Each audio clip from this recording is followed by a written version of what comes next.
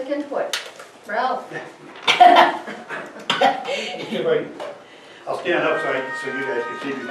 I just got a couple of things. Congratulations, Millie. Thank you, Ralph. I think it's well deserved. Thank you.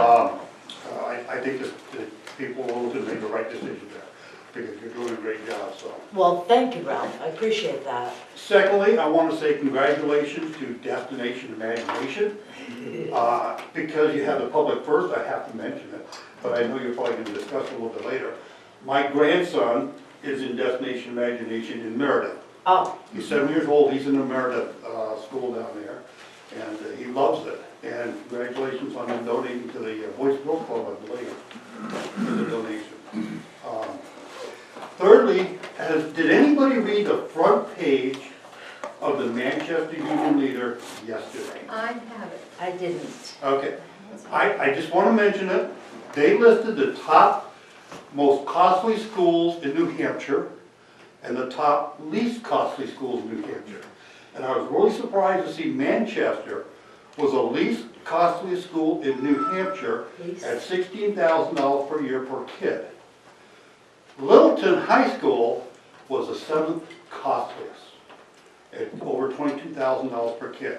So out of all the public schools in New Hampshire, Littleton High School is the seventh costliest school in New Hampshire. I just want to make that, let you know that in case you haven't seen the paper. Okay, thank you. Thanks, Ralph. Thank you. I think we were second a few years ago, so So we're dropping. we're dropping. We're going in the right Still direction. up there pretty high. You know, I think it also doesn't, as we've said many times, that doesn't take into account revenue generated by that high school, which is well over $500,000 a year, so. But, even with that, it changes the numbers, for sure. Okay, and Mr. Barker, you're on next. From Warren Street Architects. Yes. Thank you. So where I'm at with the report, since last time I was here and kind of showed you the preliminary of what we discovered when we walked through the building, I put it together in a draft report, and this includes a number of different areas, and I kind of wanted to sit and explain it through a little bit, you know, what's in the report, how I came up with it, and then to get to the conclusions, which is essentially the big long list of deficiencies.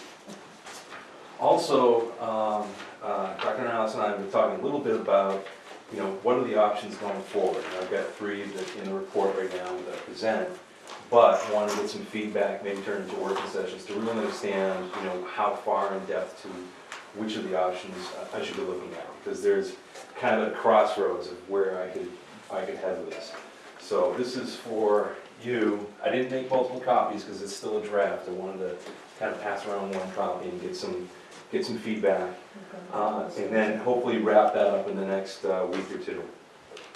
So what you're going to find when you look at that is essentially I've broken it down into three primary chapters.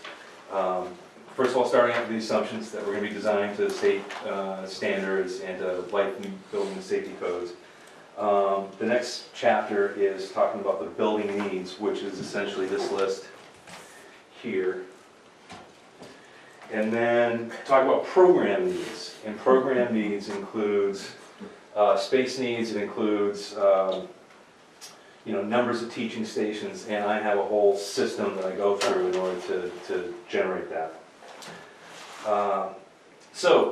I guess before I get into actually, I want to save this till the end, but kind of wanted to go through how I came up with it. We walked through the building, I studied some drawings, I studied data that's been given to me, and tried to break down the different need areas. We've got site, envelope, life safety, building code, structural accessibility, indoor environmental quality, building services, interior safety and security, and then miscellaneous. These are all geared towards trying to make sure that we hit all the categories the Department of Education requires for a school to be approved as a school.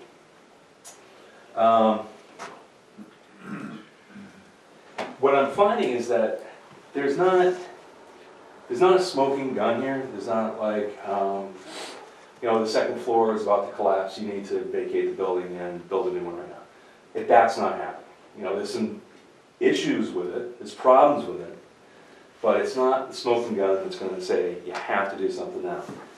The thing is, when you add up all the little things, they add up to a big thing, which is basically a big cost number. And so that seems to be, that's my conclusion as to what the biggest problem here at the school is, and the biggest problem is not one item, but all the items combined. When we go to the program analysis, I start from the basics, and I know that you folks have gotten a couple of enrollment projections done. I think it was from NESDEC. And what I did is I took those numbers, plugged them into my own formulas, took a hard look at that, and I found a couple of things that I've seen before in other districts, but might be surprising. And that is that if you look at not the numbers, not the numbers of students, but the survival ratios, essentially what NESDEC and most other places do is they look at first grade, how many of those first graders go to second grade the next year, how many of those kids go to third grade the following year, and they come up with a ratio. If in the perfect world it'd always be 1 because everybody would stay, but what happens is people migrate out, people migrate in, it fluctuates up and down. Over the last 5 years, 4 years, you've had a loss. And when you look at the total picture, the majority of the years you're losing students. So it might make you ask why. It's not because you don't have the students to begin with, it's because you don't keep them that the enrollments are going down. I've seen this in other districts. It has a lot to do with the economy in town. It has a lot to do with the schools themselves. If people move here, they probably move here because Littleton has good land prices. You buy a house, start a family. It's a good place to go. But when the kids start getting into school, do the people really want to keep them in the school? And then you start to see these drops. So the reverse is, if you fix the school, what's going to happen to the enrollments? Well, if you simply keep the students that you currently have in the system, keep them 1 for 1, and don't lose any, your enrollments would increase. So it's something to think about, is that the quality of the schools and the decisions you make could affect how many students we're designing for. The problem that comes for me is, all right, how many are we designing for? Because right now it's showing a decline. We improve the schools and then it increases. I could give you a number that I think is appropriate, and the next year you're over capacity. I'll give you an example. I did the Harvard Hill Elementary School down in New Ipswich. We studied the enrollments up and down. What we learned was about 20% of the students were homeschooled in that town. There's a big religious group that kept their kids at home, and they felt that was the way to educate their students. Until the new school was built, and they thought, that's a really nice school, I'm sending my kids there. And within the first year, they went from being 20% under capacity to being over capacity. First year. So there's the build it and they will come mentality. So we got to keep that in mind when we're thinking about these things. Do you design for people moving out of town, or do you design for keeping the students in the system?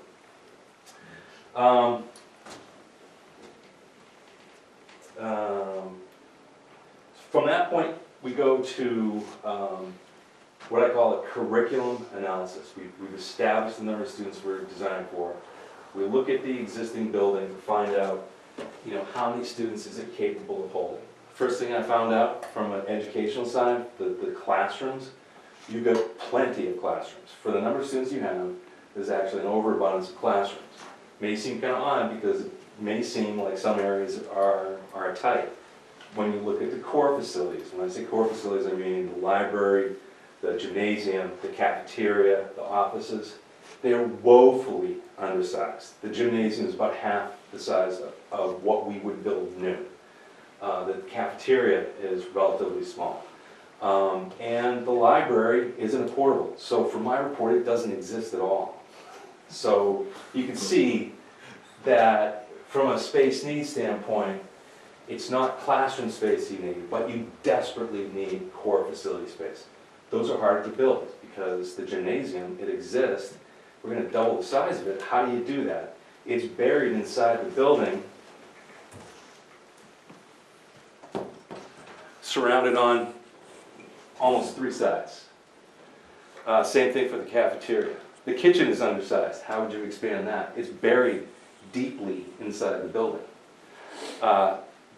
This whole area through here is been fairly cut up over time with additions and renovations.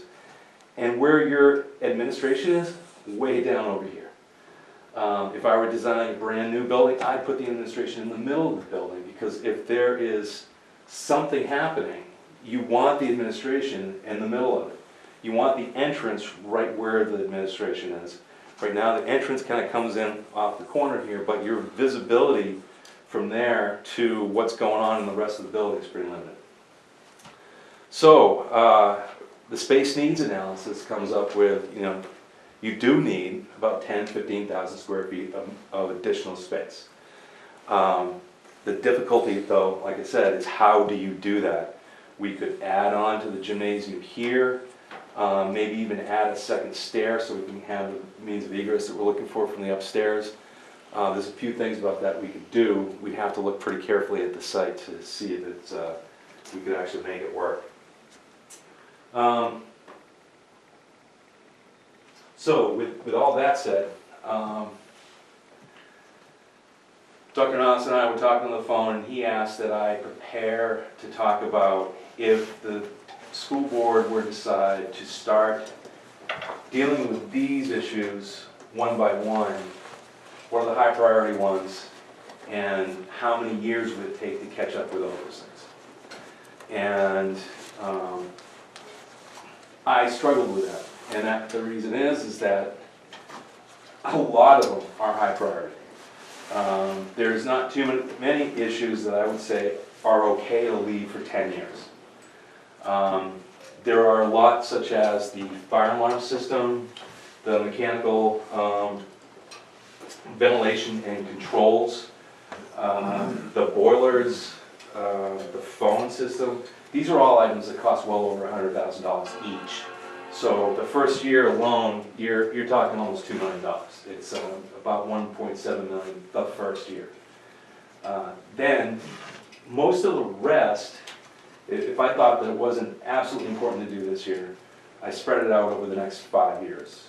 And what I've come up with is for the next few years, 1.1 million, 1.2 million, 1.1 million, and about $1 million.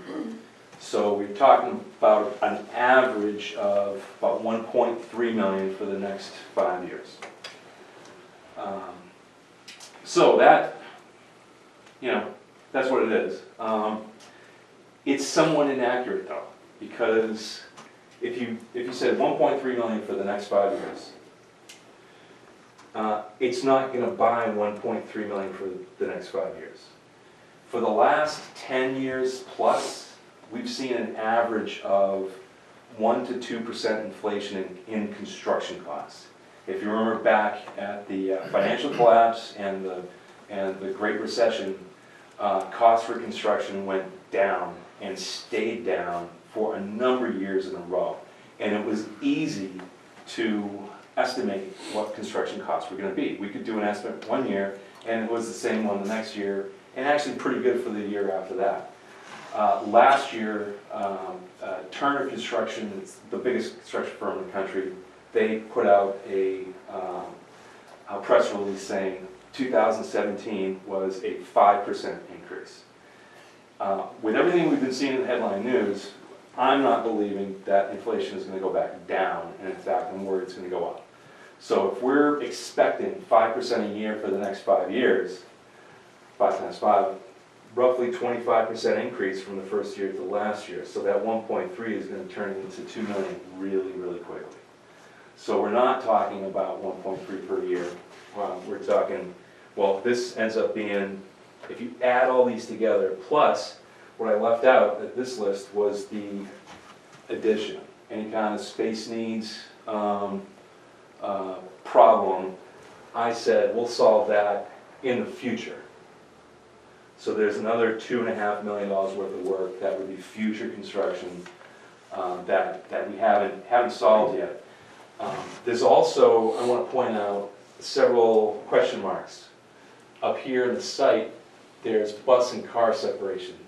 the Department of Education finds that, says that car and bus separation is an extremely important issue and should be solved at every school site. It's not solved here. A lot of people parking on the street, which is not safe, and the buses have a fairly small turnaround space. But I don't have a solution to that. I can't put a number to it because I can't quantify how to do that. There's just not enough room on the site. Parking, you don't have a lot of parking here. If there was some way to assign some money to fix it, I could put that in the list, but I didn't because I don't right now have a fix that I could estimate and put on here.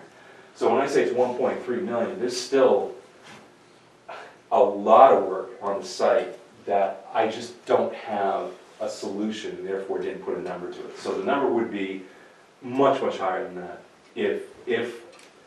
If I knew that next to Rivers property you could buy and flatten and put a parking lot on. If I knew that the hill behind the school, you could flatten that and put a parking lot on that, I could solve that problem. That would be an enormous amount of money, and I don't have any way to really quantify what that would be. So when you look at this, excuse me, I'm sorry. So here's a copy of that chart. I'm sorry I didn't bring magnifying glasses to go along with it. It's obviously a much bigger chart, and I ended up, yeah, I know. I will send out digital copies of these, and I kind of ran short.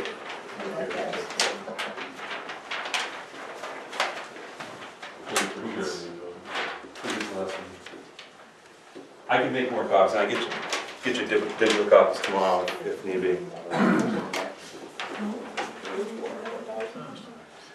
So I kind of considered, all right, if this is option one, basically 1.3 million a year for 5 years, and then try to figure out space needs and long-term issues with parking needs, site needs, bus car separation, things of that nature.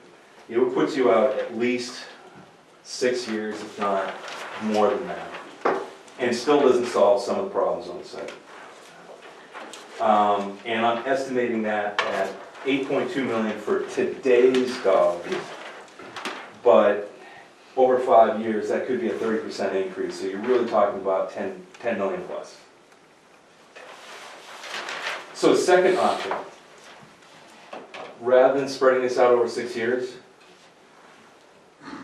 bond the 8.5 million and do all the construction in 1 year. What you save is that inflation. Current bond rates, I believe last year, bonds were being sold for 1.8%.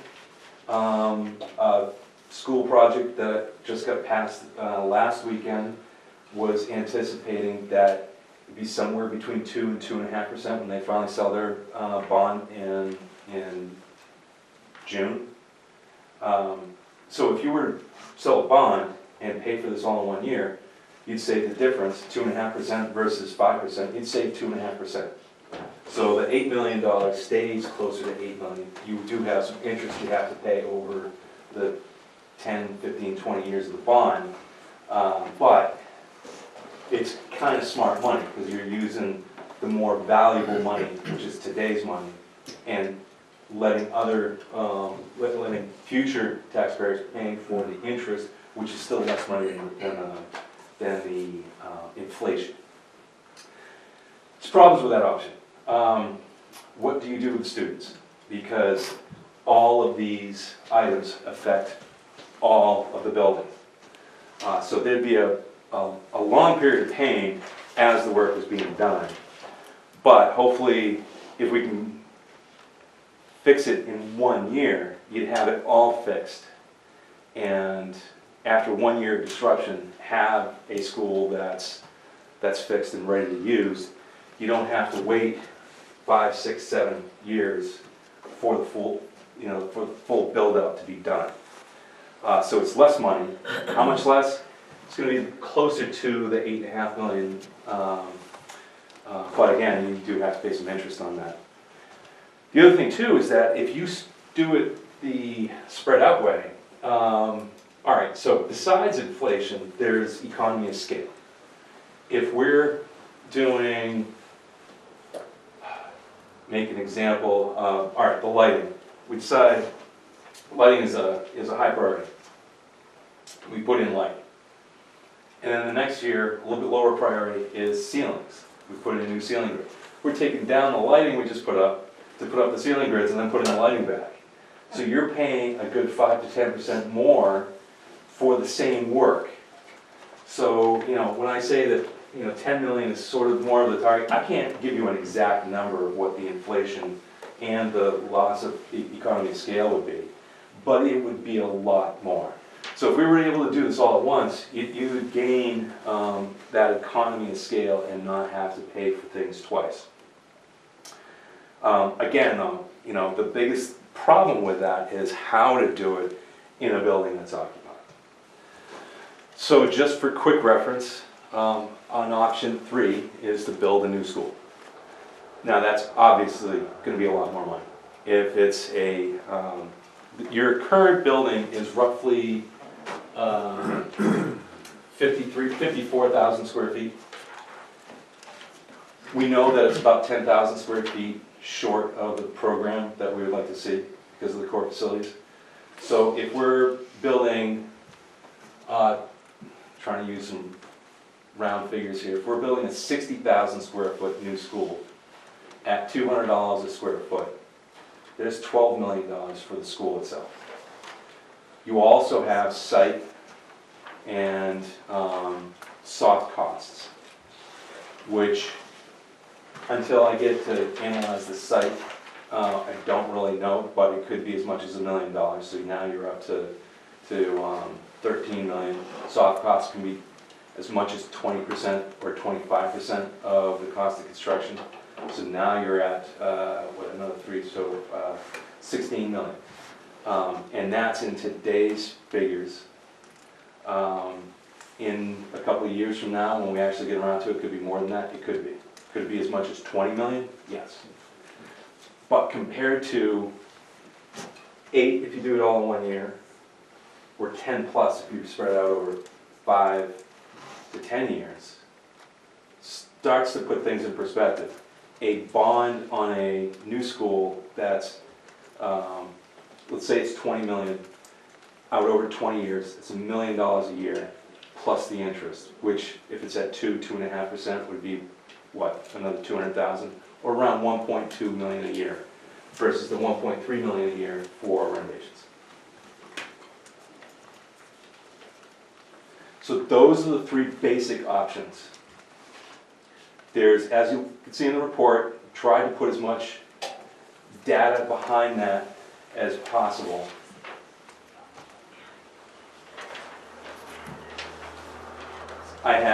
There's pictures in there, which I can include even more pictures to substantiate what these issues are. My hope is by the end of this process that the report becomes a definitive needs assessment, so that way anybody, any public person that questions the needs can look at it and clearly see and understand what's going on. So that's kind of in a nutshell. Stop here and open it up for questions. I have a question. You said about car and bus separation. So could you just explain what that would look like in a new facility? How would that be different Sure. from what we have right now? Sure. How to explain it best? Would it be like a car loop and then a bus loop in 2 separate locations? Absolutely. Okay. That's the perfect situation where there is a bus loop that allows for all the buses to queue up, and then a car loop that allows all the cars to queue up. Now you kind of have to assess how many cars are we actually designing for. In Bedford, most kids go in cars, and so we ended up with 2 car loops plus a bus loop that was separate from that. We would try to, at the High Ridge Hill School, what we did is we put the car loop in the front, the bus loop in the back, and actually angled the buses at a 45-degree angle so that their tails and exhaust is heading away from the school. I've seen cases where the bus loop is right in the front door of a building. It seems nice and safe, but then all the carbon dioxide is flowing in through the windows. So there's a lot to think about in terms of those things. If you don't have the enough amount of space, you can't do those things that make it healthier and safer. At the last time you presented, you Yeah. talked about renovating and improving X% of the school before you have to bring everything up to code, Yes, current code. yes. Does this bring everything up to current code? Have we met that percentage of improvement?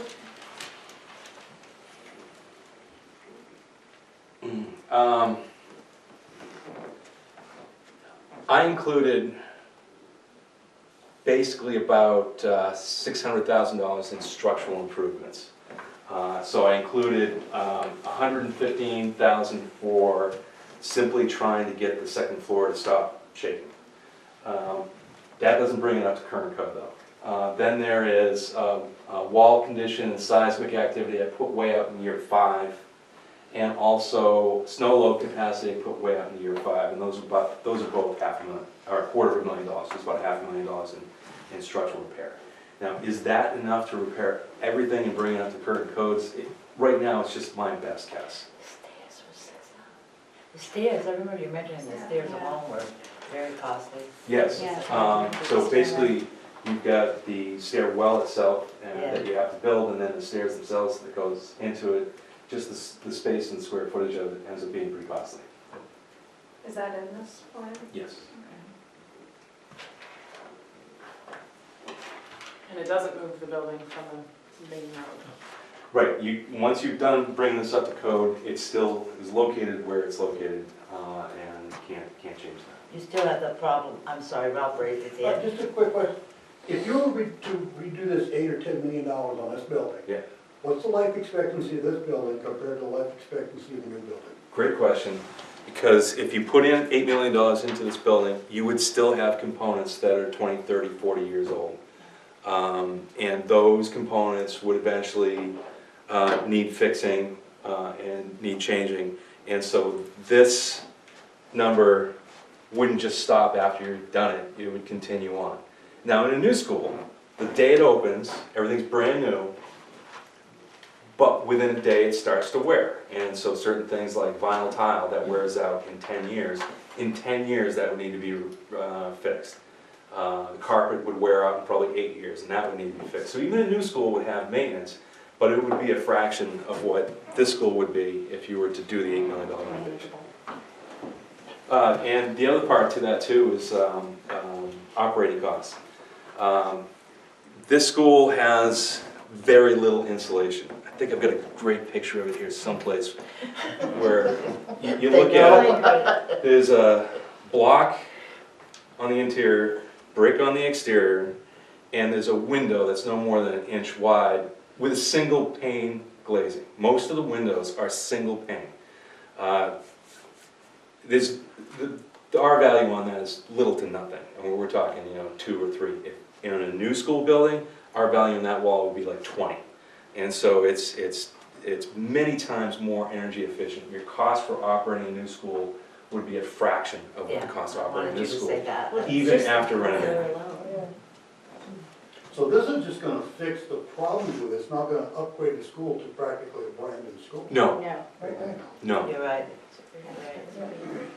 How, as far as the site is concerned, Mhm. if we were to have to bring the whole school up to current code, how much of the site is incorporated into life safety codes that we would have to address if we're going to address life safety codes in the building? Well, that's why I keep pointing out the bus separation. That is the biggest deal. That's a real problem, because if you've got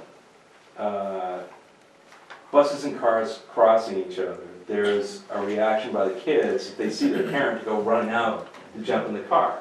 And you don't have control over that if the cars are crossing each other.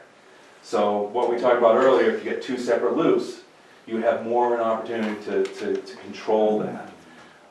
It's not necessarily a life safety code issue. It is definitely a Department of Education rule, and something that's high on my list to try to work on. On the site, other issues on the site include well, drainage, you know, play field areas, and if we end up doing an addition, you know, where's your playground gonna go? Essentially, where it seems to be the best spot for doing any kind of addition to this building. Another safety concern that I have, again, it's not a building code issue, but it's been in the news a lot about safety in schools. We really need to be focusing on making schools safer. And the problem I have with this layout is that the administration is at the very tail end of the It building. used to be, it was always in the middle. And so if you were to look at a new school, the schools that I designed, the administration is in the front and center, has the best views possible to the car loops and the parking. So that way the administration can see somebody when they first drive in, when they get out and walk up to the door. When they walk up to the door, the setup you have here is actually not too bad. You walk in the front door and you're greeted by somebody, and you can't go through the rest of the building until you've been assigned in. But there's still, I still worry about situations where there's a tailgating. Somebody comes in behind somebody else, that person gets buzzed through and the other person just kind of walks through too. So there's things that we can do with the layout of the front entrance to make sure that doesn't happen. I'm not giving you a failing grade on that. This layout's actually pretty good. You'd be amazed at how many schools that I go to that the main office isn't even near the front door. So those are some of the things that I think we have to address during any kind of renovation project. And the building, I would think the new schools that are, excuse me, being built are taking into consideration all the sadness that's going on within our schools now for safety and disasters, and they must be able to be a lot safer buildings than that. Just the type of glass that we're using. Exactly, that's what I mean. Shades. Yeah, safe rooms or whatever. Yeah, and coordinating with Department of Homeland Security with numbering the doors and the wings of the building. You know, we start that plan process right at the beginning of the Needs school. change, Yeah. obviously. Right. Yeah.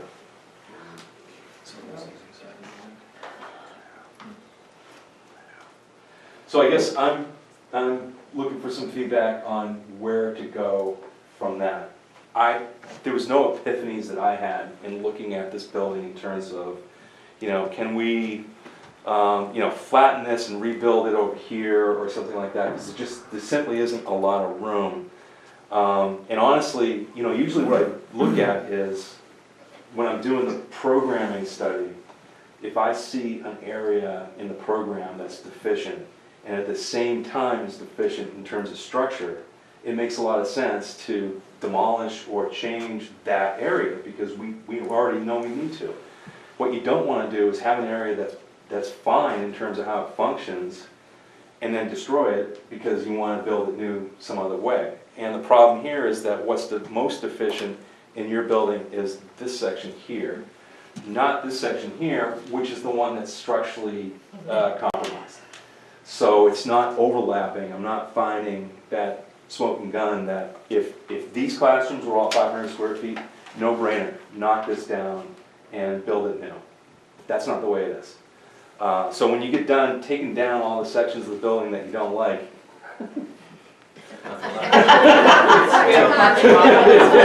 you have an empty lot. Yeah, what's that song, have a parking lot? It just, again, I want to reiterate as we circle back around that there's not any one particular item, but just so much of the building needs improvement, the outside, the inside, you know, everywhere, that it becomes difficult to really isolate, you know, year by year what we could be doing. So I'm looking to see, you know, what you folks would like me to focus on next. Does it make sense to come up with a more definitive plan of a rehab of this building, or do you want to take the same amount of time and study different options on other sites? I prefer to build a new school on another site. I guess number One two. question, that's me. I think we've studied the existing lakeway to death, But here's, and I mean to death. So, I didn't. Well, and the kicker is too, that none of this accounts for everything that's bubbling below the surface. Oh, no. I mean, it's just gonna be a continued process. Doesn't answer your question. Jim? Well, we have been down this road a couple of times, and really what we needed is a definitive engineering study of the existing facility, you know, with realistic costs, you know, either, like you said, in 1 year or over 10 years, you know, and I think this is really what we needed in order to move forward with, which our real intention is to begin to promote a new school. So if I have my checkbox, it would be another site, new school. I'm pretty sure the board is unanimous with that one. Yeah. Greg's not here, but I'm pretty sure he is. Doing it. Well, what I would like to suggest is if you folks take a quick look at the draft over the next couple of weeks and see if there's anything in there that stands out as being, you know, inaccurate, wrong, or that you'd like to see done a little bit differently, let me know. I will then wrap up, fill in some of the blanks on this and wrap up the report so you have that final, Yeah. you know, statement of need going forward. And certainly from the work that Warren Street's done in the past, you know, we have a bunch of data on new school construction, and I've got my own experience from Irish Hill and Florence Rideout and Raymond that maybe I can bring to the table. And maybe at some time in the future we can sit and have a discussion about what new schools look like. Yeah, that'd be good. Yeah, Cool. yeah, definitely, that's what we're thinking. Kyle, were you able to finish what was the electrical analysis? Was that what was missing before? That is in the report. That's in this now? Yeah, the electrical, yeah, some of the surprises there were that if you go to the main entrance where the electric comes in, the boxes are all rusted. And They're what? that's a rusted. So there's water coming in and it's causing corrosion on the main bus where that comes in. That needs to be replaced like pretty much immediately. When you then go from that panel to the sub-panels, all the sub-panels are old, vintage. I've got a picture of one where it's Yeah, I just. held with duct tape. Held with duct tape. And then it goes to branches out to the different circuits. Now, I know there's been some upgrades in the last 5 or 10 years, mostly in the classrooms to add outlets for technology. But I've got a half a dozen pictures of outlets that are literally broken. That where the plug goes in is broken and the plate is broken. It's a danger. A kid could stick their finger in there and get shot. And as they age, the plastic gets brittle and starts to break down. It can cause shorts, cause fires, cause somebody to get electrocuted. The electric system, by and large, needs to be replaced. Yeah, the whole place needs. Immediately, or? I'll show you the picture. You I'm looking at the decide. picture, I mean, one of them anyway. No, hold the picture. This is my favorite. A lot of favorites. Yeah, I remember seeing that one last. Yeah. Yeah, Where- it's where not- is that? It's not just broken, it's busted in several different ways. Where is it? I don't Is remember. it ever? actually. Is it in Yeah. the main office? Oh, it's in the main I office? think you might be able to comment. And that's not the only one, there's, like I said, there's half a dozen I like don't think that. it's There in were the classroom. outlets that were open without even a cover on it. You know, and I don't wanna pick on maintenance, because I think that what's happened is it's been overwhelming. I mean, Yeah. it's throughout the place, and maintenance is doing what they can, but it's like building sandcastles against the tide. There's so many things that are coming to their life cycle and at the same time, you know, this is building a sandcastle, it's just not gonna keep up with it.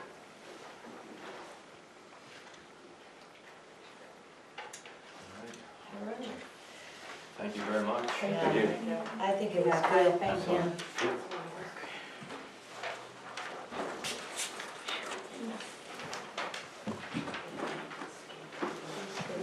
Thank you, John.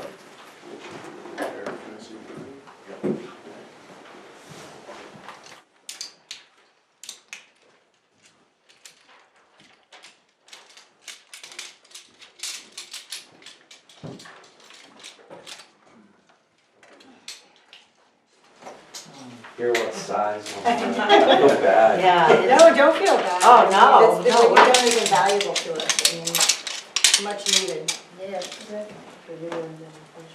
Right, exactly. Thanks. I'll be in contact. Thanks, Cal. Okay, Thank you so much. Safe drive. Is that Mr. Steffen? I think so. It's kept outside. Yeah. Oh, I'm missing this.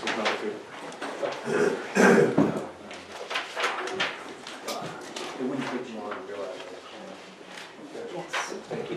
Thanks for coming. Okay, next on the agenda is approval of the March 5th minutes. Okay. So moved? Do I have a second? Any errors or omissions? All in favor? Aye. Aye.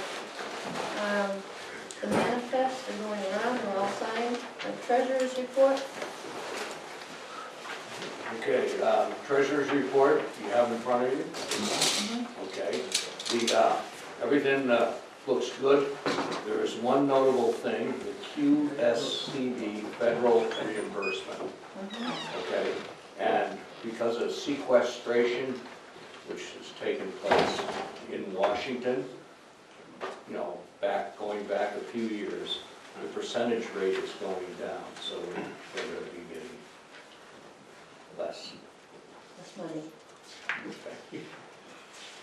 And that's because of things that have happened in Washington, when Yeah. government shutdowns and things. Any questions? It balances out good.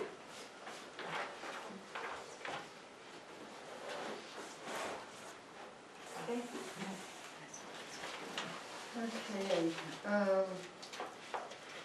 the next thing I had on here was, Lakeway appraisal. Did you get another one, or, Well, well,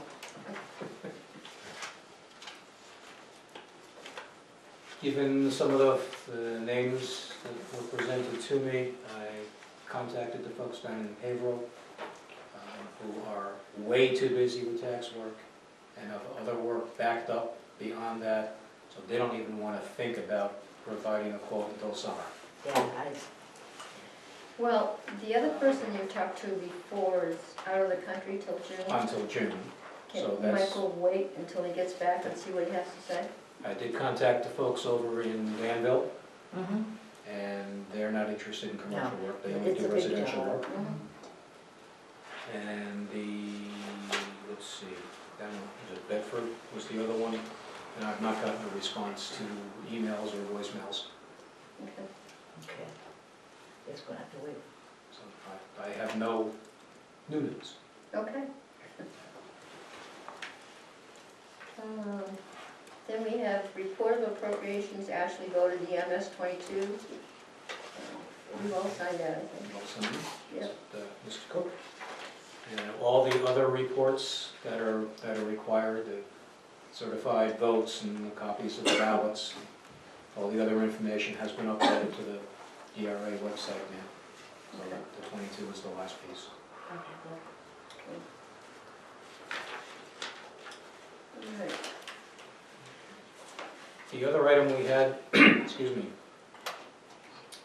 with the successful vote on the support staff, CBA, that group will be moving from Health Trust to school care. Mhm. The only groups that will not be on school care at this point unless you take action will be custodian and non-union support. You typically have had those folks follow the support staff for benefits. If you want them to move to school care, we should probably take an action to say that yes, they're going to go to school care also.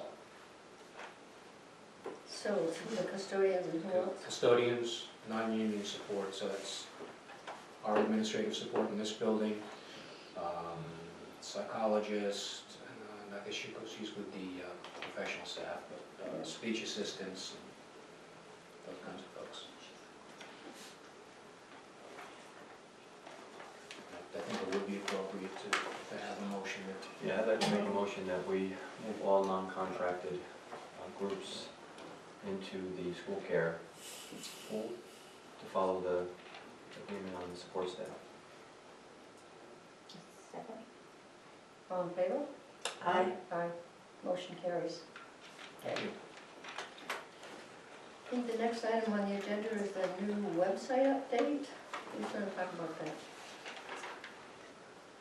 I can.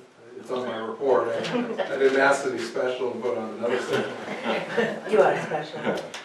Yeah, thanks. First, I do apologize that there was some confusion a few weeks ago. We are in the process of working with NotchNet to get the new site up and running.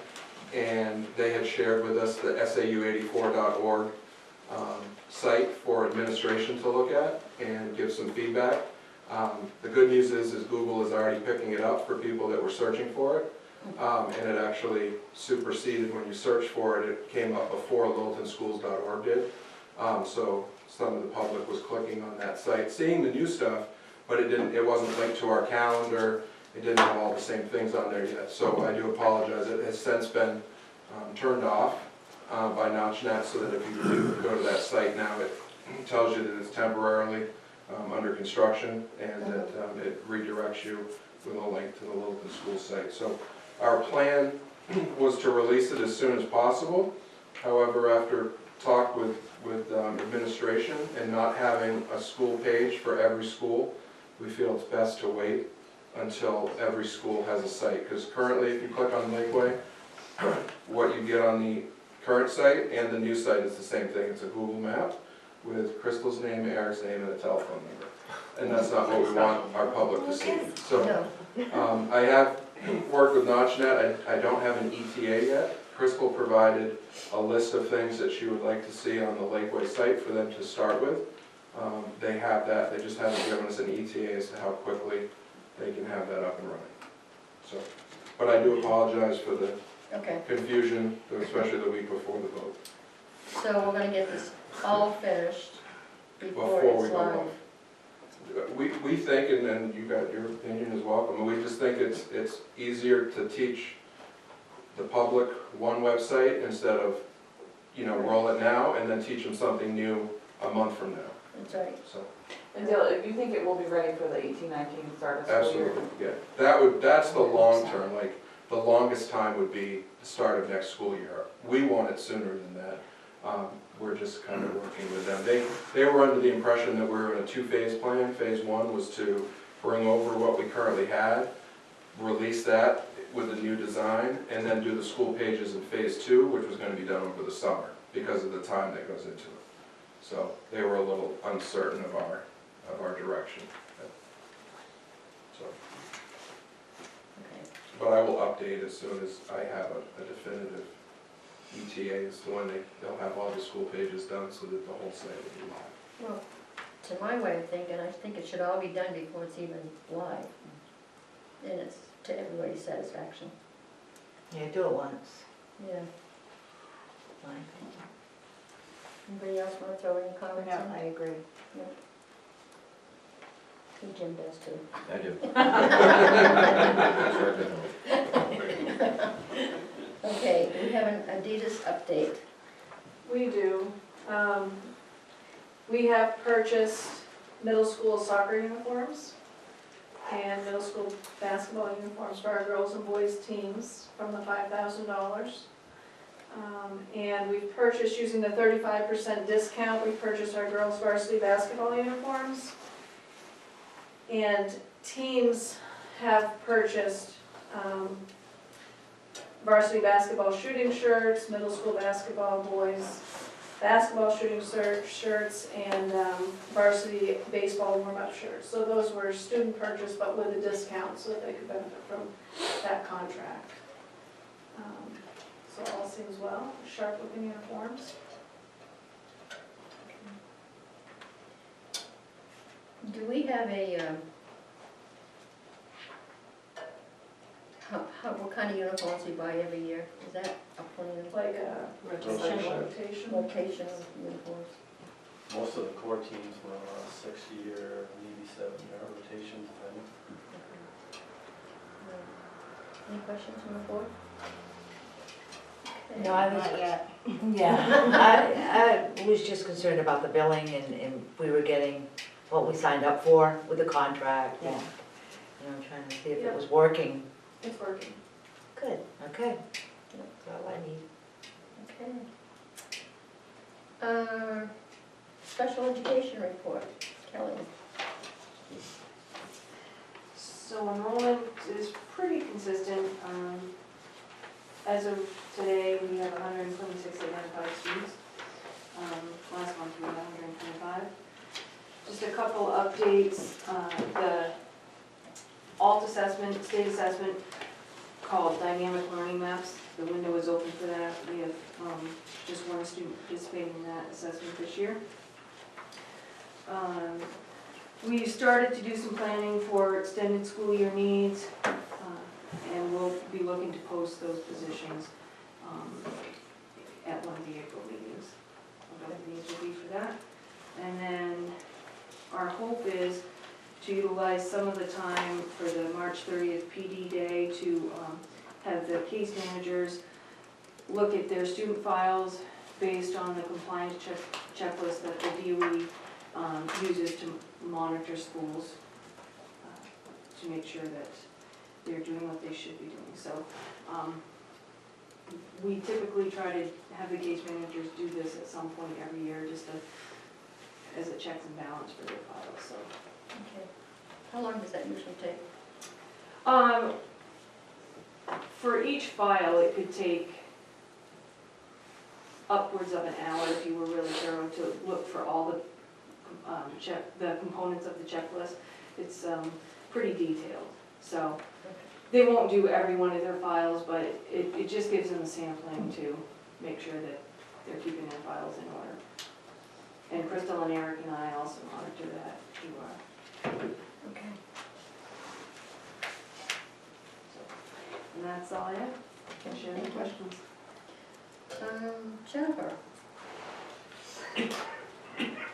I wrote a lot more than I'll share, but we'll start with the field trip approval. We have a couple overnight field trips. I want to thank you for supporting us in the NHIA Youth Leadership overnight that took place this past week. The kids had a great time. Learned a lot, bringing it back to school. So we've got a youth and government overnight April 6th to the 7th. One night, the 6th to the 7th. They've been working hard. They went down to Concord this past weekend for a day. So I need board approval for that overnight, and the middle school leadership conference, which is at the AMC HUD at Bretton Woods for April 9th, that overnight. So I'll be looking for approval for those two overnight trips. Can you tell us how many are going to the youth and government?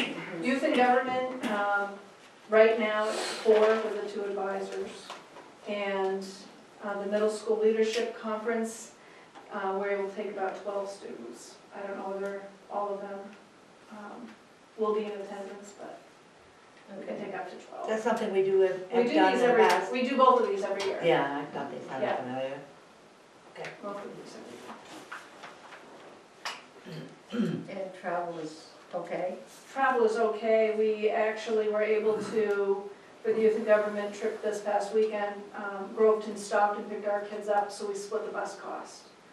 And the same thing will happen with the April. That's good. They're excited about that partnership. It saves them, it saves us. Yeah. It's really tough to take Good a idea. school bus for 4 kids. Oh, yeah. It'd be hopeful at some point we can look at, like, many of our schools have small buses for the small teams and groups, the bands, We whatever it really is. need one.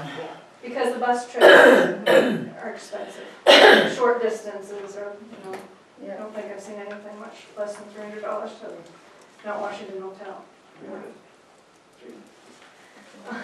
So it's something to save us money in the long term. I'll also need approval to accept the ExxonMobil partnership with Simon's Market, the $500 grant they have given us, or grant they've given us for the math and science departments. In the past, we've used it for scholarships, but it is open to be used to enrich a math or science curriculum. And I'll work with the teachers to see how we're going to use that and let you know. But we just need to accept those funds. Okay. Okay. Do you want to stop? Motion to approve the mobile grant is it from Simon's Market? It's from Simon's Market at Naxon Mobile. Yeah. I move that we accept the grant from Mobile's Station via Simon's Market, in the amount of, what do we? $500. 500, Do you hear a second? Second? with thanks, I might add. With thanks, yes. All in favor? Aye. Aye, motion carries. Did you want to approve the field Wanna do trips the at this field trips point? Yep. Yeah. I'll make a motion that we approve the overnight field trip for youth and government on April 6th and 7th, and the middle school leadership conference on April 9th and 10th. Do you hear a second? All in favor? Aye. Motion carries. Can I just ask something on your report? What is this weekly Crusader community phone calls? Okay, I did links at the end so you could kind of see. Those are the things that I'm sending out to families every week. Just an What update things? of what's going on as the week Oh, I goes see. on, that's all. Okay. Student Cole Hadlock took second place in the district American Legion Oratorical Contest. And Darcy Horn was selected to play for New Hampshire in the Lions Twin State soccer game.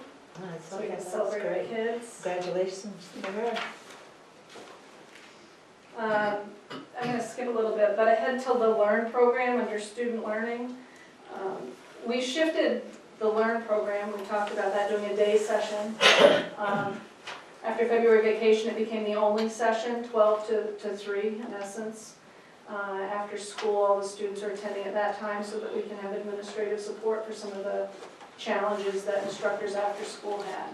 So that's 100% embedded in our school day in a separate isolated location. In addition, we've been exploring the Eagle Academy with Kennett High School. We had that approval to explore it, look at adult ed programs through the Department of Ed. And we've begun planning on supporting that alternative program. It would be not online, which we find is not as successful for our students.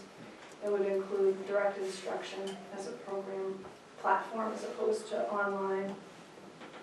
So we've started those initial conversations with the Department of Ed and exploring the grants that we can use to support that program, and identified that demographic focus area, Littleton being the location, but extending to northern Grafton County and Coos County for drawing students in. It's the concerns we have, the issues we're facing and require kind of an alternative program are not unlike most schools in our area. So we're looking at kind of bringing that to life, and the hopes would be for next year. It needs to be for next year because Learn is so ineffective. I don't think the kids one who graduated this year, who only needed 4 classes, many of them are not earning the credits they need to. And of course, every year they may earn 1 or 2, so it's a holding tank for the wrong reasons. SATs, we've done our series of SAT prep workshops for our juniors, and they take the state SAT school day testing exam on Wednesday. We also, Tuesday we have our career fair. I don't even think I put it in my report. Our spring testing schedule's been established with the support of our curriculum instructional coach. It includes our NWEA assessments for grades 7 through 10, as well as the math and ELA assessment for our 7th and 8th graders, and our science assessment for 8th and 11th graders.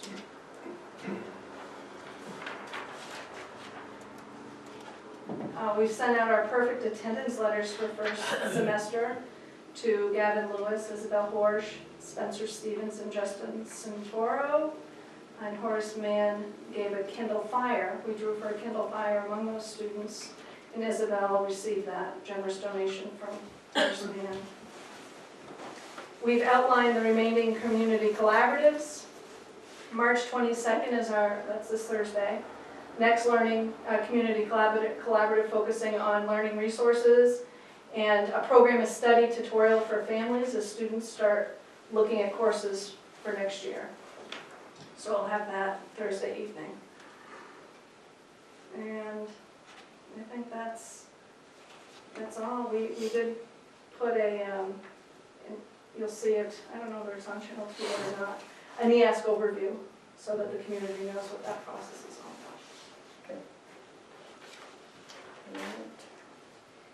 about.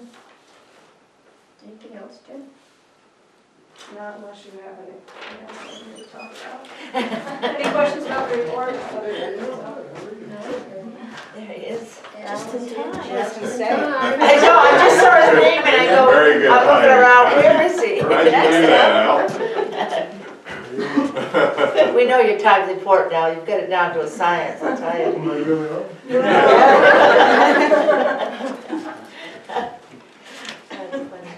Oh, we can give you a minute and do something else. No, we're just doing highlights, right? 'Cause, Yep, yep. As far as enrollment, it remains the same, but we did lose a Littleton student, and she's now a White Mountain student. She moved, so she's in the same program. She just moved. So no change there. You know, one of the larger events, I don't know if I could mention already, is the career fair. I don't know. No, Briefly, she just said you were having one. Well, it's tomorrow, and actually Connie Ward's been working hard, and you know, part of what she does anyways with internships, she has a lot of connections, which is really positive. So we have over 50 businesses and industry partners coming tomorrow. We're doing it a little differently. It used to be in the gym. We've had it in the gym this year we're having it in the Current Tech Center. And so we want, for a couple of reasons, we want students to network with, and faculty to network with businesses, like businesses, in terms of their career pathways. And we want students to really see the connections between maybe a career pathway and industry or job opportunities in the area. I think a lot of students do not realize what opportunities are out there in the Littleton area. So that's why we do it in the Current Tech Center. So we'll see how it goes. It might be a little congested, but we'll see. And I'm sure Steve might talk about a tour of the CTC Center with the new White Mountain Community College president, Chuck Lloyd. So he was in Concord, an opening in Berlin, and he's will be working closely with us to enhance our programs and maybe provide other programs for the college. So just another opportunity working closely together. As far as program improvement, professional development, we do have the 4-day scheduled. We were supposed to begin last week because of the weather. We postponed it, so there's a postponement there. And speaking about the weather, the Girls in Technology Day was canceled once again. This is 2 years in a row. So NHCI was had no school, they were canceled, so it didn't go on. Just some program updates. Auto, some students entered the competition last week, and we have a competition coming up for FBLA, the 29th and 30th. That's in Manchester. And you see, I just sent you some photos of students enjoying a little breakfast in the teacher ed program. It's kind of celebrating career technical education in February. I have a question. Yep, The FBLA, is that an overnight? it is. Do we have to approve it? Probably should. Something we've done every years, so I guess at this So time. every year it needs an approval. Yeah, so it is an overnight. We have, I believe, 9 students attending. There's only 1 student from Littleton, the rest are probably other schools. But, so I guess I would ask for your approval at this time. Okay. And where is this, in Manchester? In Manchester. Are they all taking a bus? I mean, We're all taking a bus down. one bus or? One bus. Yeah. Mm-hmm. Okay. For the bus pooling, carpooling, Bus pool. bus pooling. That's cool. Okay. So I'd like to does somebody make a motion to approve the FBLA? Go ahead. Okay.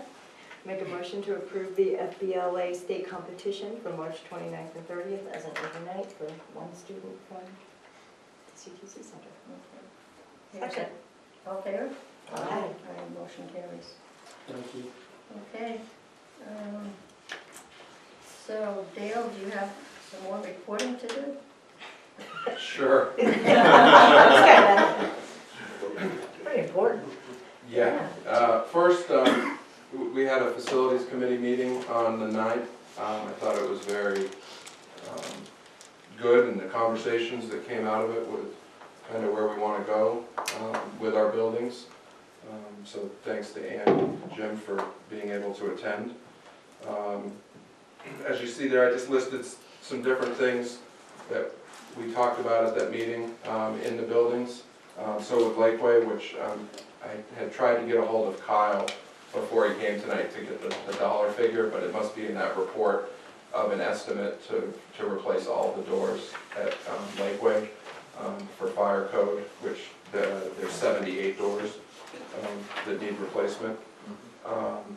We discussed and since that meeting, Terry has looked into some options for air conditioning in the K-wing as well as the art room, which had been discussed in the past, and we had a quote from previous vendor in 2015 of $40,000, but that was to actually renovate the entire system and put in a new air handler.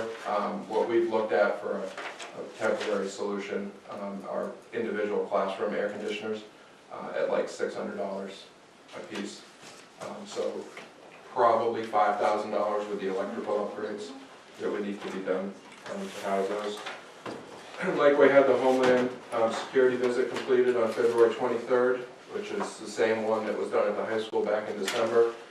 That report should be in Crystal's hands pretty soon. It took about 4 weeks for Jen to receive it.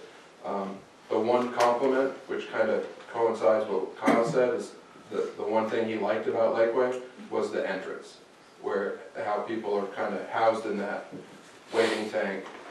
Once they come in the first set of doors, or after they're buzzed in the first set, they still can't gain access without somebody letting them in. So that was a positive, and it was just the opposite at the high school. It was a negative on the high school report.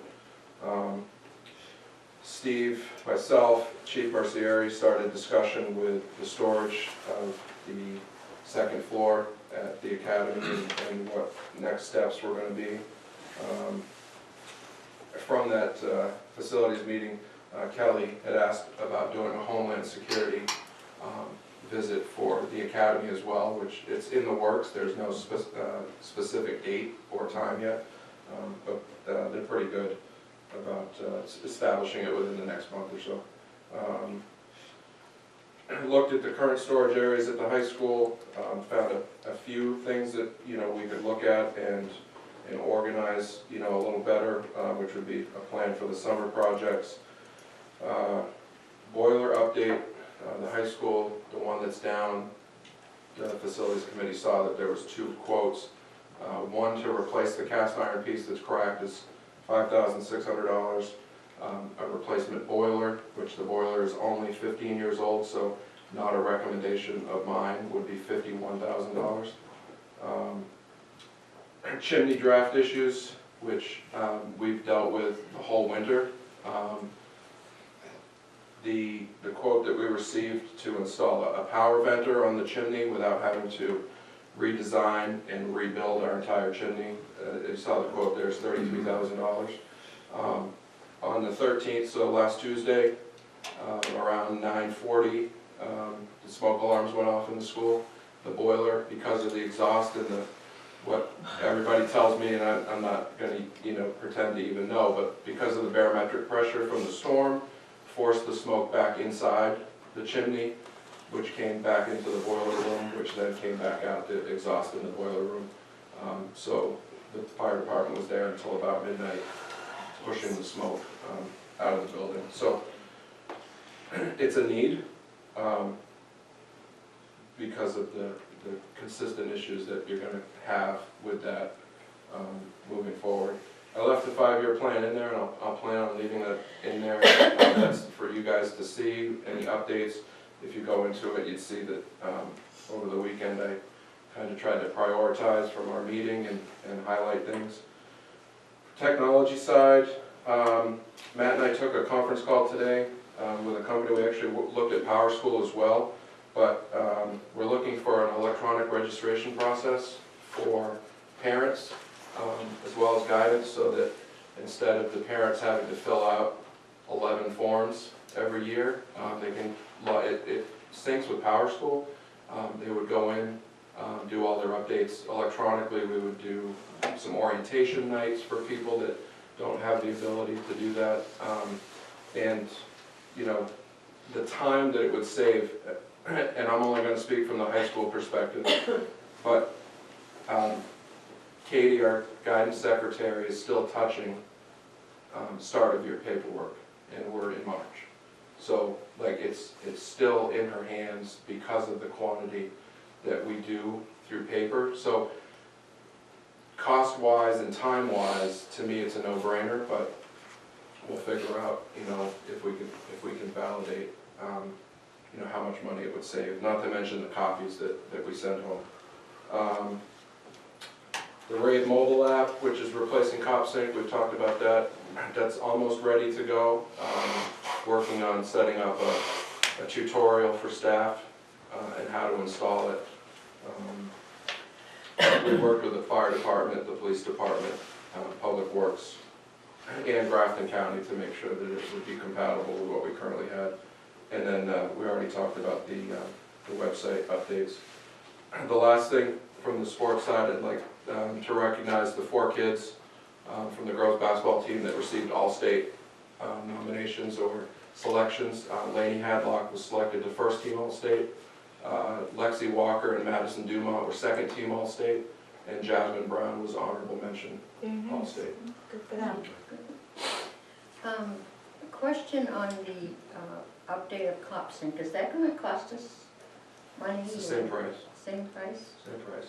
Better product. Which is $5,300 a year? per year for the entire district. Right,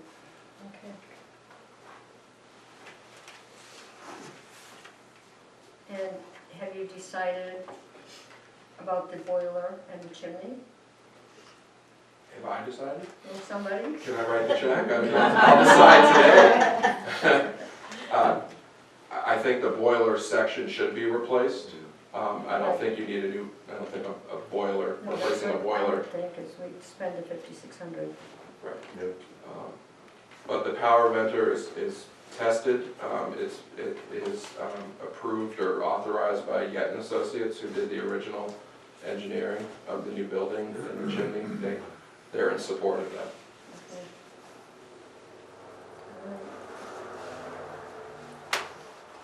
Okay. Crystal? Okay, mine's pretty brief this month. We have an in-service day coming up in March 30th. A gentleman named Percy Hill is going to be working with the whole district in the morning. He talked about building student relationships, and he actually is adding a piece on trauma-sensitive schools, which is something that's pretty prevalent right now for us. And he'll continue some more work at Lakeway with our PBIS team as well. Technology, I mentioned it before, but all of our grade level teams are in the process of selecting the Project Lead the Way module that they'll be implementing next year. We're going to slowly roll in Project Lead the Way for each grade level next year, so we're excited to see what they decide there. And thanks to Al for doing that rolling for us at Lakeway. As far as events, we had a one-man circus at Lakeway. That was very favorable. As Ralph mentioned, our DI teams competed on March 10th in Hampton. 3 of our 4 teams that were there will be competing in the States on April 7th. And the team you referred to, Ralph, they actually donated $590 to the dog park. Oh, the dog park, I'm sorry. Yeah. I think they were in the paper today, or yesterday maybe, for that. Last week, I saw it last week. We had our literacy night last week. For kindergarten through 2nd grade, it was also character dress-up day, so we had some big participants in that. It was also the week of the book fair, so it was quite a week at Lakeway of excitement. We also had our last winter program in March, and we have since sent out a parent survey regarding the programs that we offered, and what would they like to see, or what worked or what didn't work. And we are definitely exploring new options for next year. So just to sort of give you a heads up that Eric and I and a small committee have been working on options for that, and providing more activities, especially outdoor activities for our students, and also inexpensive activities for our students, so that more kids can participate in, things that they wouldn't normally get to participate in. So you'll be seeing more information from that coming forward. So I will ask, is that an overnight on the DI teams? Or not? It is, but their parents all bring them. It doesn't have to be an overnight. It becomes one because their parents opt to stay in a hotel given the distance that they travel. And I won't be staying the whole weekend. It's quite a day of DI, so it's all parent travel. Okay. All right. Any other questions from the board? No. Good. All right, next on the agenda is committee reports, personnel. No. No. Anything else to report? Facilities, Jim, what do you think? No, I think Dale did a great job. Okay. The 5-year plan is really gonna help Yeah. with budgeting and keeping on track and topic stuff, so. Yeah. Thanks, Dale.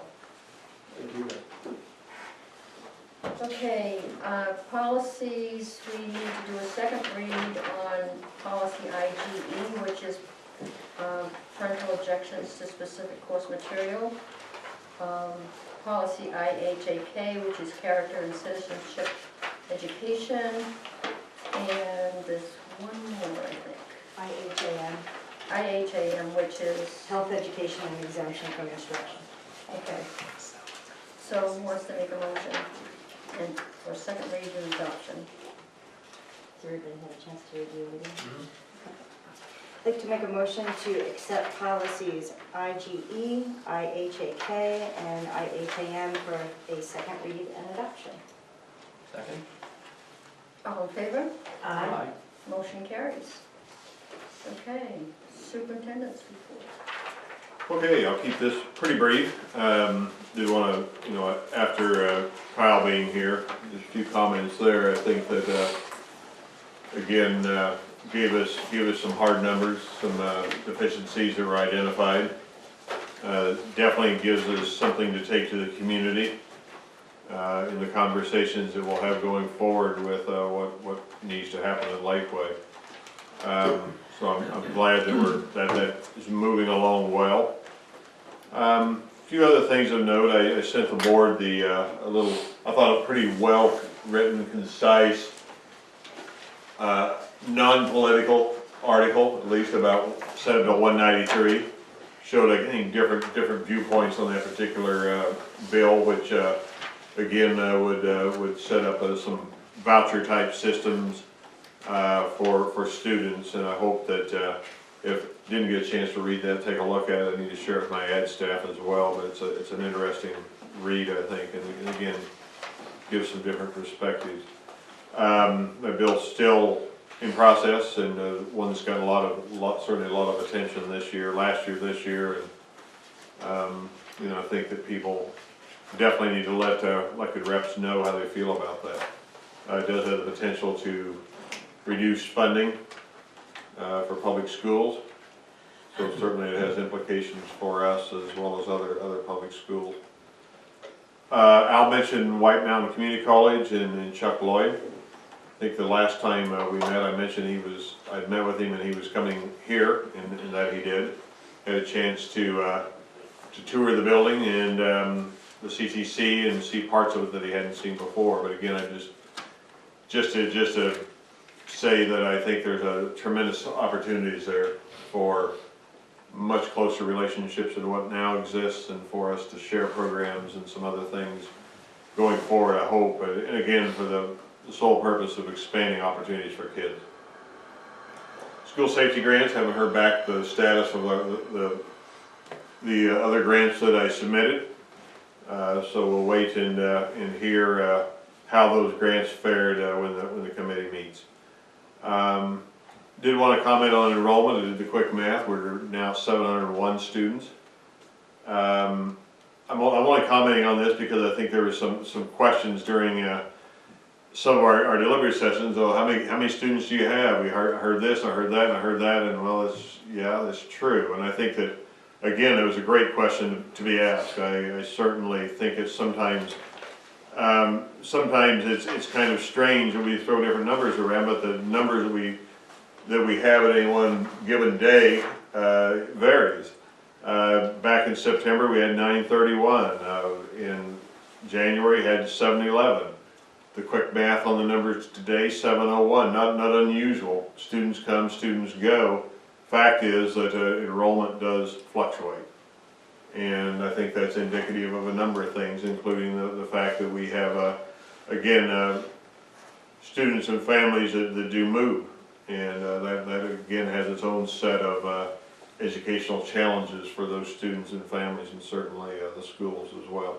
So, just a few items, and again, we're happy to have Kyle here, and certainly look forward to reaching out to the community in the weeks and months ahead as we work through some of the challenges that we have with our budget in general, with the Lakeway question, and then with our programming question regarding how we educate all students. Okay, any questions from the board? Okay. So we'll need a motion to go into non-public.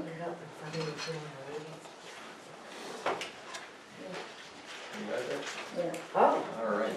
better. I make a motion to enter the non-public session under paragraph 2, section 3 of the RSA 91A:3 of the Right to Know Law for, number 1, dismissal, promotion, compensation. No? I think so. 3? 2, 3. 2 and 3, the hiring of any person other than a public employee, and 3, matters that would adversely affect the reputation of any person other than a member of the board. Taking what else, superintendent, business manager? Yeah, and principals and directors. Principals and directors. Okay. So Jen, Crystal, Al, Kelly. Yep. Do I hear a second? Second. Roll call vote. And yeah, we'll take Patty too. And Patty, sorry. She was very given. She's ready to go. Out the door. Nice try. She was halfway up. Okay. Kim Woodson. Melanie Allison. Jim Manning? And William. Thank you for coming.